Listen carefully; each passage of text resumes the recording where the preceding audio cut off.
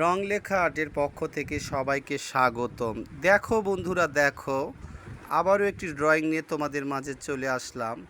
তো এই যে ড্রয়িংটি হচ্ছে পেন্সিল দিয়ে এইভাবেই ধীরে ধীরে আমি ড্রয়িংটি করে নিচ্ছি। একসময় পেন্সিল স্কেচ হয়ে যাবে আমার, তারপরে সেখানে আমি বিভিন্ন কালার দিব। এখানে বোঝানো হচ্ছে যে কিছু বেলুন ধরে আছে একটি শেয়াল। তো বেলুনগুলো এই যে এইভাবেই ধীরে ধীরে আমি ড্রয়িং করে নিচ্ছি। এইভাবে বিভিন্ন কালারের বেলুন, এখানে কালারফুল বেলুনগুলো ফুটিয়ে তোলার চেষ্টা চলছে রং লেখা আর্ট থেকে।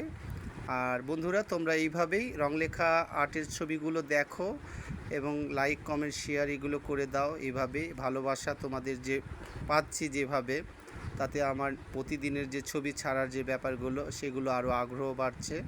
আর আমি অনেক যত্ন করি এবং অনেক কষ্ট করে ছবিগুলো তোমাদের জন্য এখানে আপলোড করি। অবশ্যই তোমরা সেই ছবিগুলো দেখবে।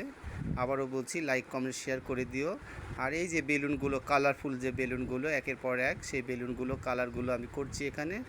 বড় যে ব্যাপারগুলো রং করতে গেলে কোথাও কোথাও একটু সাদা সাদা ব্যাপারগুলো থাকে, সেগুলো ফিনিশিং দেওয়ার যে ব্যাপারটি সেটি আমি করে নিলাম। এবার লেমন কালার একটি রং করে দিলাম পাশে, একটা রেড কালার আর একটা লেমন কালার। এখানে লেমন কালার একটি বেলুন করে দিলাম তার পাশাপাশি এইভাবেই। তার পাশে আবার এখানে স্কাই ব্লু যে আকাশি কালারটি, সেটাও এখানে করে দিলাম। এবং এগুলো করার পরে তারপরে ডিপ লাইটের যে ব্যাপারগুলো থাকে, যেটা বলি বরাবর, সেই ব্যাপারগুলো থাকবে এখানে। এই যে এইভাবে স্কাই ব্লুটি আমি এখানে করে নিলাম, ফিনিশিংগুলো দেওয়ার চেষ্টা করছি। এই যে একটু ডিপ দিয়ে সেগুলো সাদা সাদা যেগুলো আছে সেখানে একটু ডিপ দিয়ে একটু কভার করার চেষ্টা করছি। এখানে একটু ডিপ লাইটের যে খেলা সেগুলো করছি। এখানে সবুজ একটু দিয়ে দিলাম, গাঢ় সবুজ, এখানে একটু কমলা দিয়ে দিলাম। শিয়ালের গায়ে যে লেজের যে গায়ে যে অংশে সেই কালারগুলো করে দিলাম এইভাবেই। তো এইভাবে ড্রয়িংটি সম্পূর্ণ হয়ে যাবে। আশা করি ড্রয়িংটি ভালো লাগবে তোমাদের, আর তোমাদের ভালো লাগলেই আমার পরিশ্রমটা সার্থক হবে।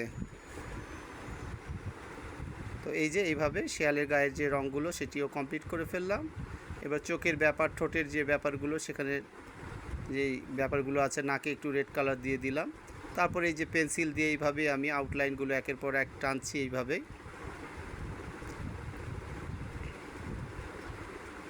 বেলুনের পাশ দিয়ে এইভাবেই তোমরা করবে। এই যে আউটলাইন, এইভাবেই আউটলাইনগুলো দিতে থাকবে। এইভাবে দিলে তাহলে সেই ফিনিশিংটা আরও অনেক সুন্দর লাগবে।